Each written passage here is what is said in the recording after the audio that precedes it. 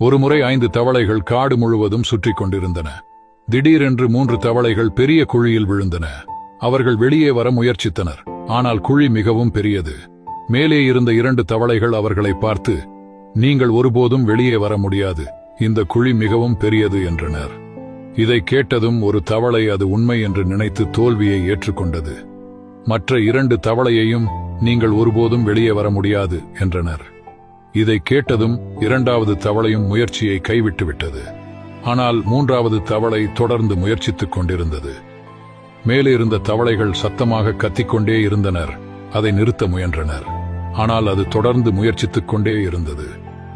இறுதியில் அந்த தவளை குழியிலிருந்து வெளியே வந்துவிட்டது. அனைவரும் அதனை ஆச்சரியமாக பார்த்தனர். உண்மையில் அந்த தவளைக்கு காது கேட்காது.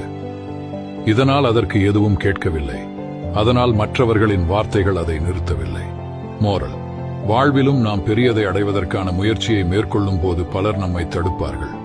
வாழ்க்கையில் நீங்கள் எதையாவது அடைய விரும்பினால் இந்த மக்களின் பேச்சுகளால் உங்களுக்கு எந்த விதத்திலும் பாதிப்பை ஏற்படுத்த விடாதீர்கள். ஏனெனில் நீங்கள் எதை செய்தாலும் மக்களின் வேலை பேசுவதுதான் அவர்கள் பேசுவார்கள்.